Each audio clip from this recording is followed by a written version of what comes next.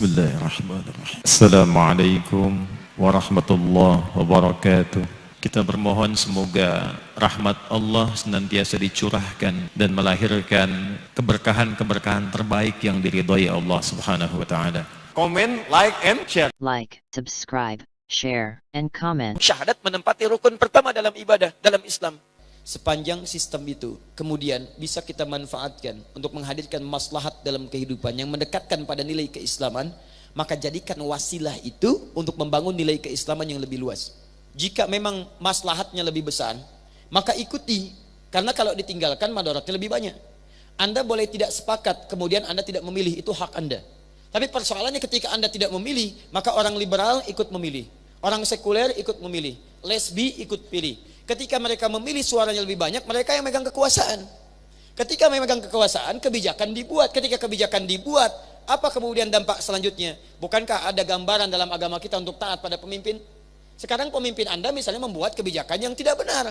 Disitulah kemudian maldarat akan muncul. Maka dari itu adalah kewajiban kita saat ini adalah menghadirkan suara-suara kebaikan. Perempuan pilih pilihan-pilihan yang mendekatkan kepada Islam, yang dekat dengan maslahat-maslahat keumatan. Begitu dia dipilih, dia buat kebijakan dekat dengan umat. Setelah itulah kemudian sistem akan berjalan menyesuaikan dengan maslahat kehidupan kita. Ikuti dan pilih orang-orang terbaik di situ supaya nanti memberikan maslahat kepada umat. Kan agak aneh, Anda tidak memilih tapi wajib taat kepada yang dipilih. Aneh.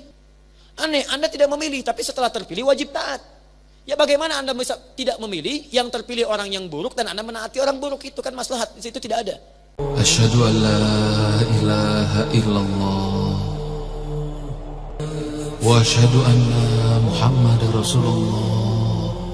Hablum minallah, ada hablum minan.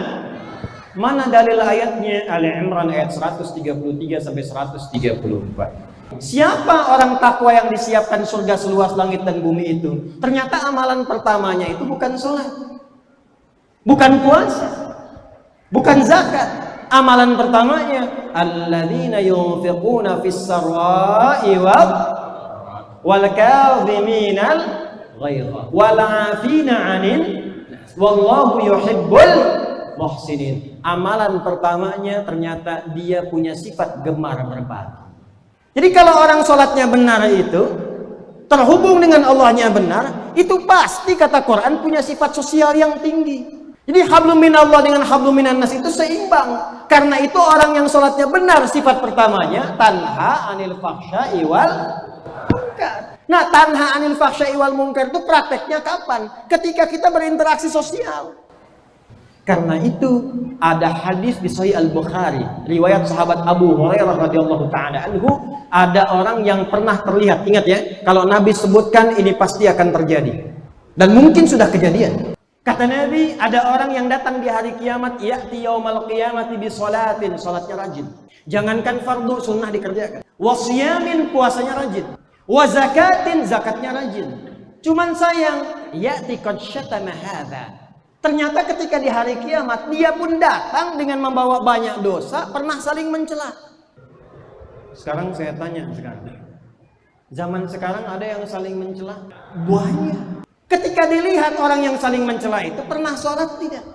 Nah, rumusnya begini, kalau ada orang sholat dan mencela, itu pahala sholatnya kata Nabi. Ini Nabi yang sampaikan nih. Tukhadhu hadza min hasanati wa hadza min hasanati. Kalau ada orang sholat mencela orang lain, pahala sholatnya langsung dipindahkan kepada yang dicela itu. Sholat keluar dari masjid, nyela, kadang nggak tanggung yang dicela imamnya. Siapa tadi yang baca itu? Iya, bacanya gitu banget. Itu pahala pindah ke imam. Belakang bilang, alhamdulillah Ustaz, saya tidak. Bagus. Tidak seperti ibu itu tuh. Ibu itu tuh kalau bicara. Wa qadzafa hadza. Ada orang rajin puasa tapi senang nuduh juga. Wa akala mala hadza. Ada orang zakat, iya zakat, cuman juga suka korupsi. Ngambil harta orang lain dengan cara yang tidak benar. Puncaknya apa? Allahu Akbar, hati-hati, hati-hati. Jangan sampai ajaran begini masuk ke metro. Wasafaka dama hadza. Ada yang menumpahkan darah dan mengatasnamakan Allah di dalam. Tembak orang, Allahu Akbar. Bom orang, Allahu Akbar. Itu disebut oleh Nabi orang yang muflis, kelak dijamin bangkrut saat di akhirat. Saya tanya sekarang, ada orang yang suka meledakkan diri tapi mengatakan kalimat Allah ada? Ada orang melukai atas nama Allah ada? Tolong jangan dekat-dekat yang begitu ya. Jauh. Waktu terjadi ledakan di Jalan Tamrin, itu saya pas di Lampung. Pertanyaan pertama dari jamaah pas sesi tanya jawab, Ustadz, apakah bom di Jalan Tamrin termasuk jihad fisabilillah? Saya langsung jawab begini, menurut sependek pengetahuan saya Pak, jihad fisabilillah itu jihad di jalan Allah, bukan di Jalan Tamrin. Kira-kira betul nggak jawaban saya? Kalau kita ingin mempraktekkan hablum minan nas, maka prakteknya melewati sekat-sekat akidah. Hablum minallah, penghormatannya masing-masing. Jadi kalau masalah ibadah, undang-undang kita juga menjamin. Orang tua kita dulu tuh pinter-pinter, udah paham bakal banyak sukunya. Indonesia itu negeri kepulauan, 13.677 pulau. Itu belum termasuk dengan Pulau Gadung, Pulau Gebang, dan lain sebagainya. Sukunya banyak. Makanya dipagari, saling menghormati, kita sudah khatam. Pasal 29 ayat yang kedua. Negara menjamin kemerdekaan tiap-tiap penduduk untuk memeluk agamanya masing-masing dan beribadah menurut agama dan kepercayaannya itu. Jadi kalau masalah hablum minallah, ibadah ritual, kita saling menghormatinya masing-masing. Kalau ada saudara-saudari kita sebangsa setanah air, ada yang Kristen, yang Hindu, yang Buddha, mereka memilih keyakinannya, dia hormati. Lakum dinukum, jangan diganggu, jangan diusili. Dibiarkan dia hormati sehingga merasakan kenyamanan dengan prakteknya masing-masing. Tapi juga jangan ikut-ikutan. Masjid At-Taqwa butuh orang sholawatan. Sholawatannya jangan pindah ke tempat ibadah lain. Di Masjid At-Taqwa masih banyak dibutuhkan yang azan. Azannya jangan pindah ke tempat lain. Cukup saling menghormati dengan cara memberikan kenyamanan ibadah untuk. Tapi hablum minan nas, awas.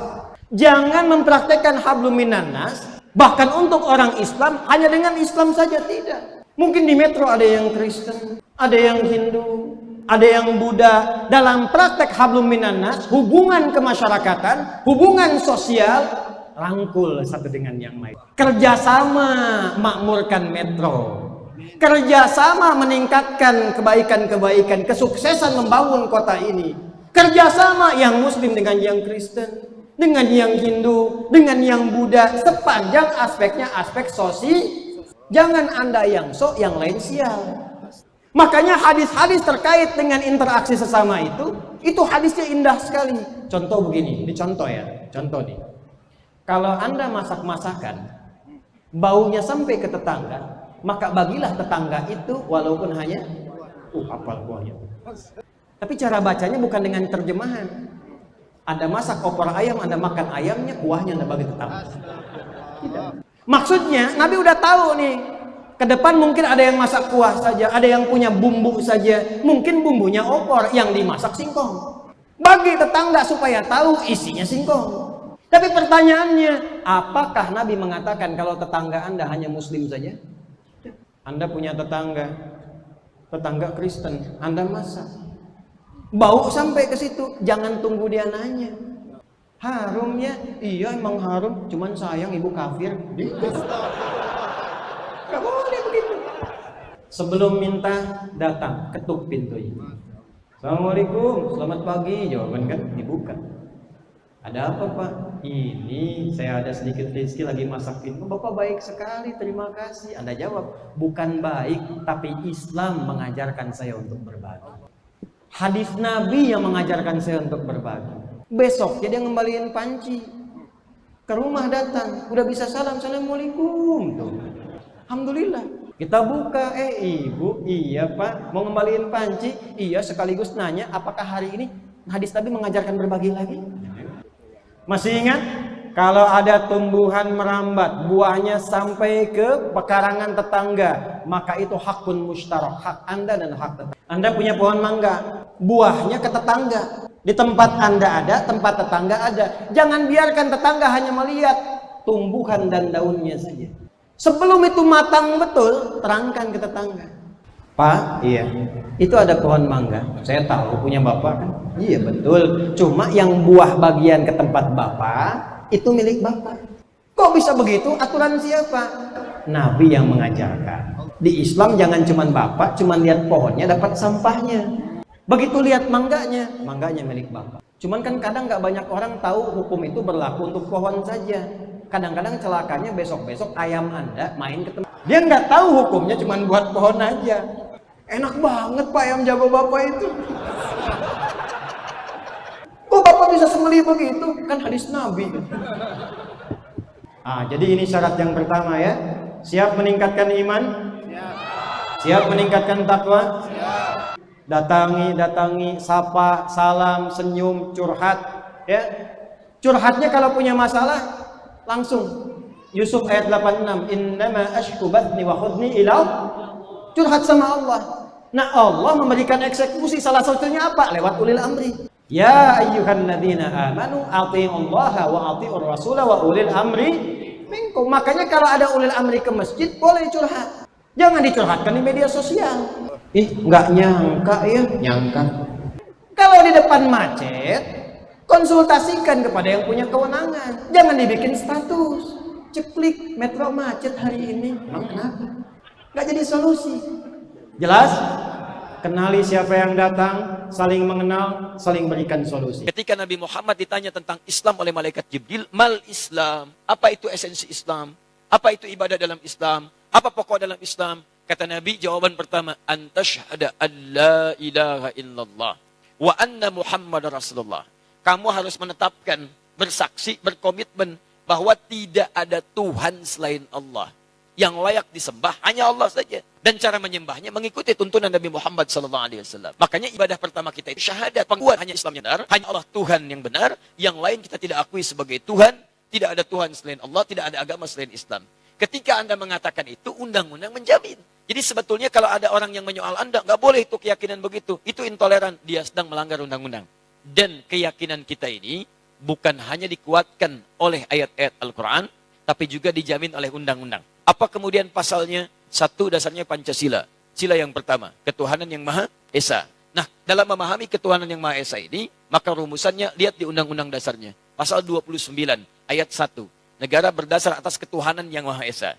Jadi konsep bernegara kita itu didasarkan pada ketuhanan yang Maha Esa. Jadi kalau kita meyakini hanya Allah Tuhan yang Maha Esa, maka keyakinan kita dijamin oleh undang-undang. Dalam menjalankan keyakinan ini, diatur di pasal keduanya, di pasal 29 ayat keduanya.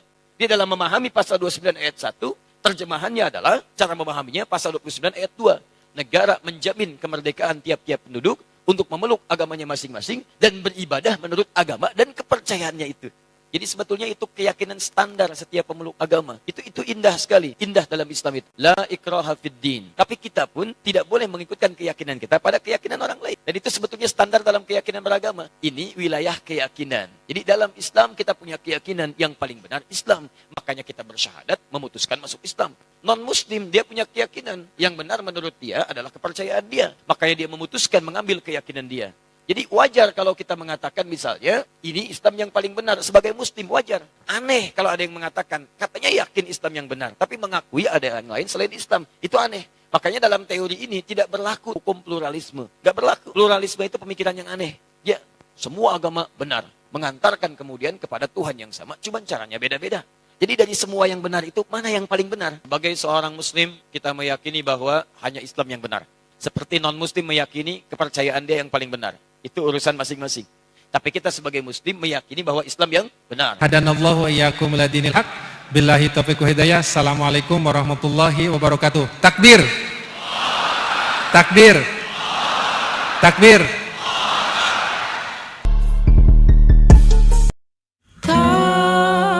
Terima kasih. Kawan mohon undur diri. Subhanakallahumma wa bihamdika asyhadu an la ilaha illa anta astaghfiruka wa atubu ilaik. Billahi taufiq wal hidayah. Wassalamualaikum warahmatullahi wabarakatuh.